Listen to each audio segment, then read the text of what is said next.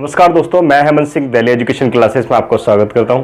पिछली क्लासेस में हमने कुछ आर्टिकल देख लिए थे जो कि संसद से रिलेटेड थे, जो कि हम 98 तक पहुंचे थे। अब हम आगे चलते हैं। आप कंटिन्यू रखते अपने आप में लगातारता जो है वो बना के रखना, ताकि कंटिन्यूटी रहेगी तो आप किसी चीज को अच्छे से पालोगे। जहां पे आपने कंटिन्यूटी छोड़ दी वहां पे क्या होता है, धीरे धीरे चीजें आपकी कोलैप्स होने लग जाती हैं। तो आप ध्यान दें कंटिन्यूटी पे, ठीक है। आगे का आर्टिकल्स हम शुरू करते हैं तो समझने की कोशिश करते हैं। आर्टिकल 99 क्या कर रहा हूं, शॉर्ट है, शॉर्ट में समझाने की कोशिश कर रहा हूं। मेरा काम है कि मैं आपको ब्रीफली समझाते जाऊं और सारे आर्टिकल आपके कवर हो जाएं।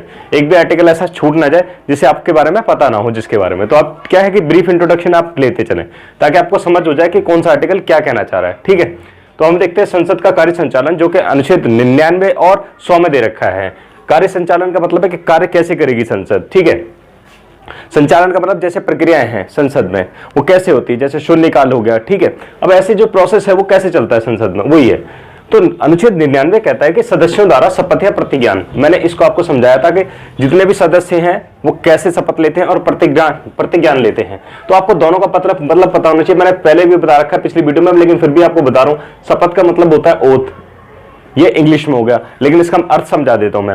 ओथ का मतलब होता है जब कोई इंसान किसी भगवान को साक्षी मानते हुए, किसी मूर्ति को साक्षी मानते हुए, किसी ईश्वर को या परमात्मा को साक्षी मानते हुए तब कोई शपथ लेता है वो व्यक्ति, तब वो अंदर से क्या करता है, प्रतिज्ञान लेता है। अंदर से ले तो रहा है, अंदर से क्या ले रहा है, अंतरात्मा से वो नहीं ले रहा है। वो किससे ले रहा है, एक भगवान को साक्षी मान के। उसने भगवान में किसी में आस्था रख रखी है, उसने उस आस्था को मानते हुए जब वो शपथ लेता है उसे शपथ कहते हैं, ठीक है। ओथ का मतलब समझ गए होगा कि किसी भगवान में या किसी में आस्था रखते हुए बंदा कोई अपने आप में दृढ़ निश्चय ले रहा है, उसे हम शपथ कहते हैं। वहीं मैं प्रतिज्ञान की बात करूं, प्रतिज्ञान ये अफर्मेशन मतलब प्रतिज्ञान। इसमें क्या होता है कि इंसान किसी भी, यानी कि अगर मैं कहूं नास्तिक का अर्थ कभी भी, मैंने आपसे पिछली भी वीडियो में अगर बताया हुआ तो मैंने यही बताया कि नास्तिक का अर्थ वह है जो किसी भगवान में आस्था नहीं रखता, ठीक है। इसका अर्थ ये नहीं कि वो किसी भगवान में आस्था नहीं रखता तो इसका मतलब ये है कि उन भगवानों को बुरा क्रिटिसाइज करता है, नहीं। अगर वो आस्था नहीं रखता इसका मतलब ये है कि वो किसी में आस्था नहीं रखता, ठीक है। यानी कि वो शपथ नहीं लेगा, वो प्रतिज्ञान कैसे लेगा, वो कहेगा कि मैं इसमें आपको दृढ़ संकल्प कहता हूं। अगर आप कोई भी बात अगर कहते हो, किसी दोस्त से कहते हो कि मैं तुझे कल वहां मिलूंगा, मैं अब दृढ़ संकल्प के साथ कह रहा हूं, मैंने अपने आप में अफर्म कर रखा है कि भाई मैं तुझे कल वहां मिलूंगा, ठीक है, मैं ये काम करूंगा। तो मैंने अपने आप में कहा कि मैंने अपने आप को अपमाना है सब कुछ, और मैंने कहा कि मैं अपने कॉन्फिडेंस के साथ कह रहा हूं कि मैं इस चीज को ध्यान रखूंगा। तो ये प्रतिज्ञान हो जाता है, अफर्मेशन हो जाता है। चलो आपको क्लियर हो गया होगा। तो अनुच्छेद 99 कहता है सदस्यों के द्वारा शपथ या प्रतिज्ञान लेना, उसके बारे में, इसके बारे में बताया गया अनुच्छेद 99 के अंदर में। अनुच्छेद 100 क्या कहता है, इसे देख लेते हैं हम। अनुच्छेद 100 कहता है सदनों में मतदान, रिक्तियों के होते हुए भी सदनों का संचालन, ठीक है, गणपूर्ति, कोरम। तो समझना, सदनों में जो मतदान होंगे वो मतदान कैसे होंगे उसके बारे में बताया गया कि मतदान होंगे, वो उस प्रक्रिया के बारे में बताया गया कि मतदान कैसे होंगे, ठीक है। जैसे कि आपने देखा होगा मतदान कैसे होते हैं कई जगह पे। मतदान का मतलब क्या है, यहाँ पे जब वोटिंग होगी तो वोटिंग किस बेस पे होगी। कई बार तो ओरल वोटिंग हो जाती है, मतलब क्या है, मौखिक वोटिंग हो जाती है। मौखिक वोटिंग में लगता है अगर वहां पे स्पीकर है, ठीक है, या चेयरमैन है, दोनों में से किसी को लगता है कि हाँ भाई मौखिक वोटिंग में पता पड़ रहा है कि भाई ये लोग ज्यादा हैं, इस पार्टी के लोग ज्यादा हैं, ज्यादातर हाँ मिल रहा है या ना मिल रहा है, उन्हें लगता है। तो वो उसी बेस पे क्या करते थे, वोटिंग चल जाती है। और वो नॉर्मल जो कोई भी, अगर मैं बात करूं बिल पास कराना तो बिल पास हो जाता है, ठीक है, नॉर्मली। लेकिन अगर कहीं पे पता, अब आगे समझना, आगे क्या है, रिक्तियों के होते हुए भी सदनों का संचालन। रिक्तियों के होते हुए भी का अर्थ समझना, यानी कि इसको गणपूर्ति, दोनों का अर्थ समझ लेना। रिक्तियों के होते हुए सदनों का संचालन और गणपूर्ति इंग्लिश में कहते हैं कोरम। इसका अर्थ समझो, जब संसद में कम से कम इतने लोग, यानी कि अगर मैं बात करूं कुछ लोग होने के चाहिए, यानी कि 15% अगर मैं कहूं लोग वहां पे होना चाहिए, कितने, 15% लोग अगर वहां पे अगर हैं उस सदन में, तो वो क्या है, वो संचालन होगा। मतलब यही कि 50 या 51 के पास मैं बताऊं लोकसभा में होना चाहिए। अगर मैं राज्यसभा की बात करता हूं 30 के समथिंग या उससे ऊपर होने चाहिए, ठीक है। तब क्या होगा, कार्य संचालन, यानी कि अब जो मैं कहूं संसद है वो अपना कार्य करती रहेगी। लेकिन अगर वहां पे अगर कोरम नहीं हो पाया, अगर रिक्तियां अगर मान के चले, अगर एक गणपूर्ति है, एक फिक्स है, अगर मैं कहूं कि किसी भी जगह पे, यानी कि अगर मैं बता रहा हूं एक एग्जांपल के तौर पे बता रहा हूं, जैसे लोकसभा है, लोकसभा में टोटल 545 सीट है। 545 में से अगर मान के चलिए इन्होंने निर्धारित करा कि 50 लोग कम से कम होने चाहिए, इन्होंने कहा कि 50 लोग कम से कम होने चाहिए जब संसद चले, अपना संचालन करे। यानी कि अगर मैं कहूं संसद लोकसभा जब भी चलेगी कम से कम 50 लोग होंगे, अगर 50 से एक कम हो गया, 49 हो गए, तो संसद कार्य नहीं करेगी। यह होता है गढ़पूर्ति या कोरम। और यही किस केस में बता रहा हूं, ये राज्यसभा के केस में भी होगा। अगर मैं राज्यसभा की बात करूं तो राज्यसभा में जैसे निर्धारित है कि भाई 245 सीट्स हैं, ठीक है। 245 सीट्स में अगर मैं बात करूं, अगर यहाँ पे 30 पे चल रहा है, 30, अगर 30 लोग मान के चलो कि 30 लोग हैं, 25 से 30 लोग हैं, अगर 30 लोग पे इन्होंने कोरम डिसाइड कर दिया कि मैंने कहा कि कम से कम इतने लोग होने चाहिए, इतने जब कम से कम 30 लोग होंगे तब ये क्या करेगी, राज्यसभा संचालन करेगी। आगे उनकी जो प्रक्रियाएं होंगी, डेली का जो टास्क होगा वो टास्क किया जाएगा, कंप्लीट किया जाएगा। अगर 30 से 29 हो जाते हैं तो क्या होगा, कुछ समय के लिए क्या कर दी जाएगी, वहां पे संसद नहीं, मतलब कहूं तो राज्यसभा वहां पे कुछ समय के लिए स्थगित हो जाएगी कि भाई अभी कोरम नहीं है, कोरम होना जरूरी है। तो ये कहना चाह रहा है अनुच्छेद 100। यहां पे आपको ये भी समझ में आ गया होगा। तो दोस्तों आगे देखते हैं। आगे मैंने बताना है आपको सदस्यों की निर्भरता, सदस्य जो होंगे उनकी जो डिस्क्वालिफिकेशन होगी वो क्या होगी। तो अहर्ता की हम बात कर चुके हैं, हम क्वालिफिकेशन की बात कर चुके हैं, अब हम बात करें निर्भरता की। निर्भरता का अर्थ हम समझे डिस्क्वालिफिकेशन, इस वर्ड का हम क्या अर्थ समझते हैं, डिस्क्वालिफिकेशन। निर्भरता हम इसे हिंदी में कहते हैं और डिस्क्वालिफिकेशन हम इसे इंग्लिश में कहते हैं। ताकि आपको समझ में आए, मैं डिस्क्वालिफिकेशन है वो भी लिख देता हूँ यहाँ पे, ताकि आप देखें तो आपके दिमाग में रहे कि भाई ये चीज़ है, इसका अर्थ ये है, ठीक है।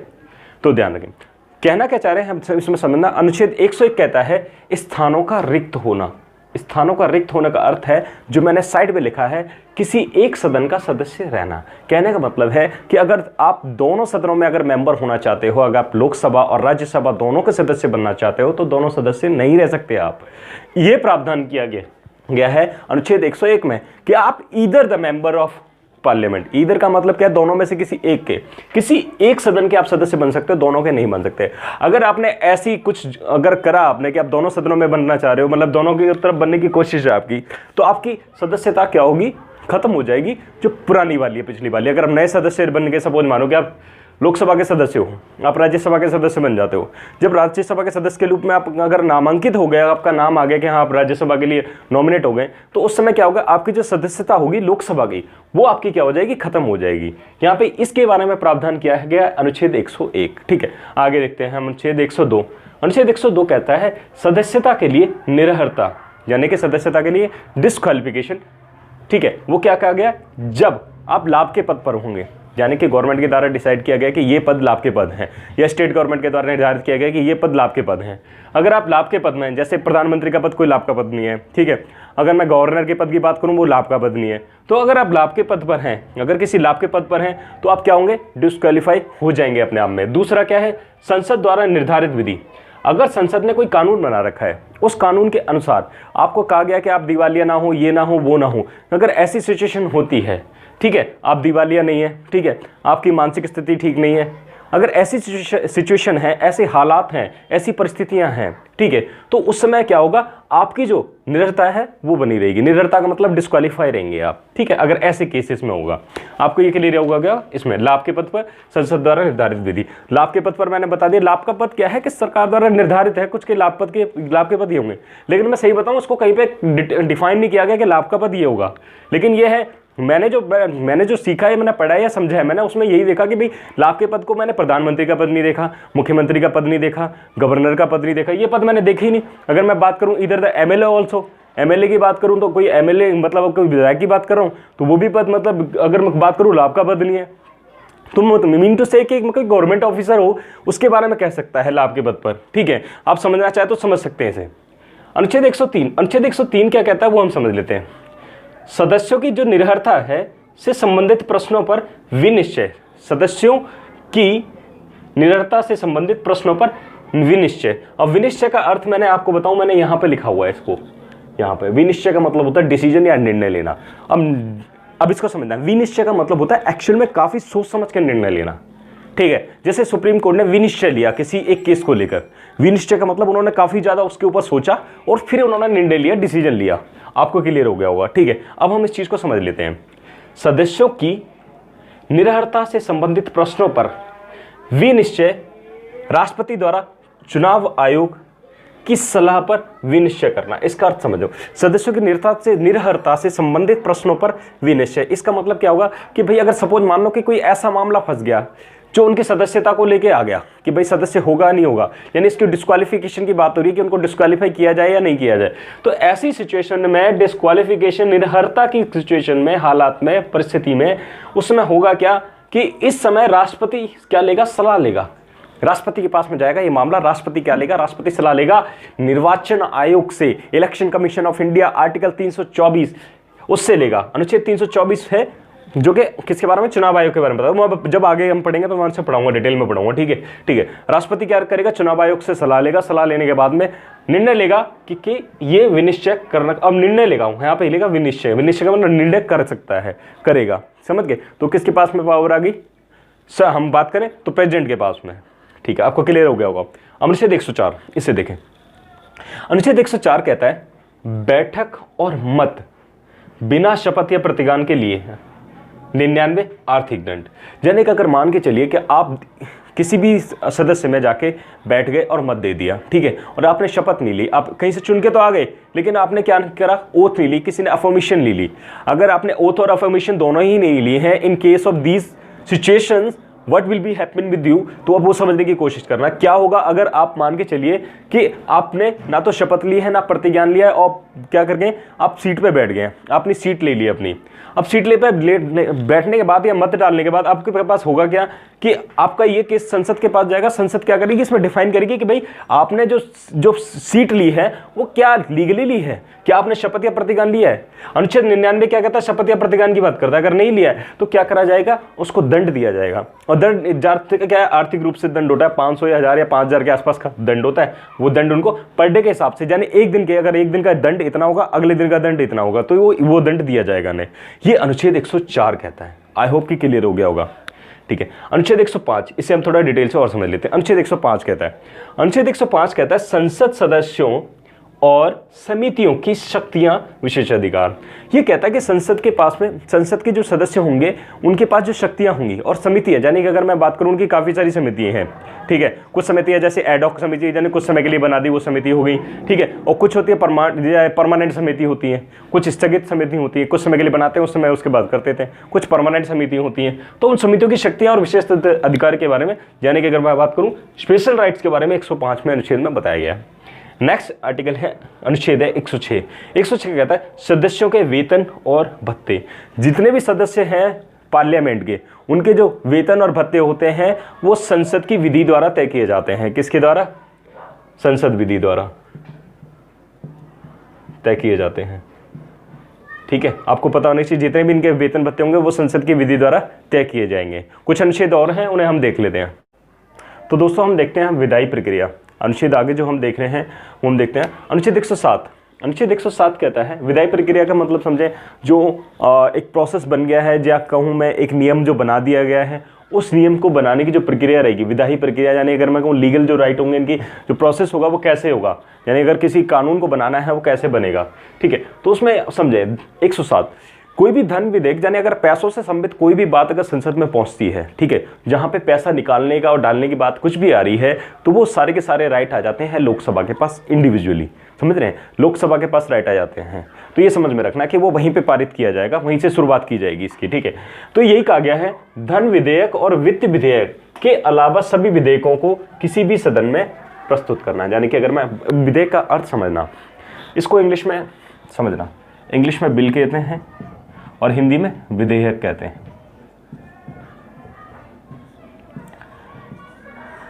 आज कोई सा भी कानून उठा लो आप, ठीक है, अगर कोई सा भी कानून उठाओगे तो उस कानून को अगर आप देखोगे तो उस कानून का जो मूल था, यानी सबसे पहले किसी समिति के पास में गया, समिति ने उसके पास, समिति या अगर मैं बात करूं किसी भी जिस मंत्री की बात हो रही है, जिस मंत्री ने वो विधेयक लेके आया है, अगर मैं बात करूं मानव संसाधन एवं विकास मंत्रालय है, उसने कोई ह्यूमन राइट से रिलेटेड या फिर मानव से रिलेटेड कोई अगर कोई ऐसा बिल है, विधेयक पास करना चाहे, उसने कहा कि भाई ऐसा कोई मुद्दा है, रेप का मुद्दा है, कुछ ऐसा मुद्दा है, बच्चों के शोषण का है, तो ऐसे में अगर कुछ होता है तो वो क्या करेगा कि अगर कोई ऐसा बिल है तो उसको उसके लिए खाका तैयार होगा कि भाई इसके लिए ऐसे ऐसे प्रावधान बनने चाहिए, और वो प्रावधान मैच किए जाएंगे कि कहीं संविधान के लिए, कहीं संविधान में कहीं अड़चन तो नहीं आ रही, संविधान के कोई अनुच्छेद है जो इसको कहीं क्या कर रहा हो, कहीं से मार रहा हो कि हिट कर रहा हो। कहने का मतलब ये है कि उसमें कहीं ना कहीं ऐसा तो नहीं है कोई कि जो उसे रोक रहा हो। तो ऐसे प्रोविजन बना बनू के एक बिल तैयार हो जाता है। कहने का मतलब एक खाका तैयार हो गया, नियमों का खाका।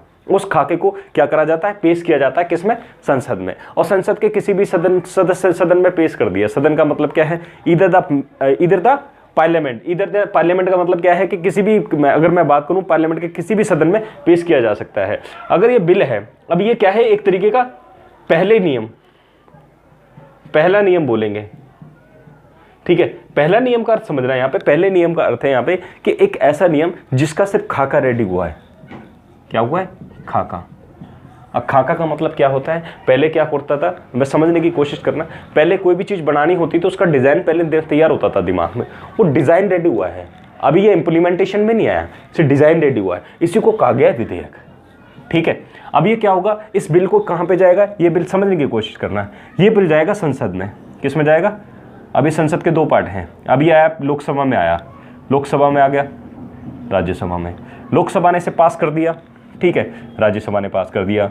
अब पार्लियामेंट 3 लोगों से मिलकर बनती है, ये चीज मैंने बताई थी। ये तो संसद होगी। संसद अगर 3 बंदों से मिलकर बनती है, लोकसभा, राज्यसभा और तीसरा राष्ट्रपति। राष्ट्रपति को लगा कि हाँ भाई ठीक है, राष्ट्रपति ने अपनी मंजूरी दे दी, अपनी एसेंट दे दी, ठीक है, अपनी सहमति दे दी। तो ऐसे में क्या होगा, ये चीजें ध्यान रखेंगे आप। ऐसे जो कोई विधेयक है, बिल है, वो बन के तैयार होता है, ठीक है, क्लियर हो गया होगा। अनुच्छेद 108 कहता है कुछ दशाओं में संयुक्त बैठक। इसको समझने की कोशिश करना। कुछ दशाओं में संयुक्त बैठक का अर्थ समझना। कुछ दशाओं में संयुक्त बैठक का अर्थ है जॉइंट सिटिंग होगी। ये हमेशा कोई नॉर्मल बिल होगा। नॉर्मल बिल अगर मैं बात करूं कि इसमें कोई संशोधन वाला कोई काम नहीं है, संविधान से रिलेटेड कोई संशोधन नहीं है। अगर कोई बिल या मैं कहूं या कोई विधेयक आता है, उस विधेयक में लगता है कि दोनों की आपसी सहमति नहीं बन पा रही है, ठीक है, राज्यसभा से भी वो काफ़ी अड़चन आ रही है और लोकसभा से भी काफ़ी अड़चन, मतलब कुछ लोग ज़्यादा नहीं मिल पा रहा, वो बिल है, वो विधेयक आगे पास नहीं हो पा रहा, कुछ नहीं हो पा रहा। तो ऐसे में क्या करते हैं, दोनों की जॉइंट सिटिंग हो जाती है। अब जब इनकी जॉइंट सिटिंग हो जाती है, अगर संयुक्त बैठक होती है, तो उसमें वोटिंग होती है और वोटिंग के बेस पे मैं आपको बताऊं हमेशा लोकसभा ही जीतती है।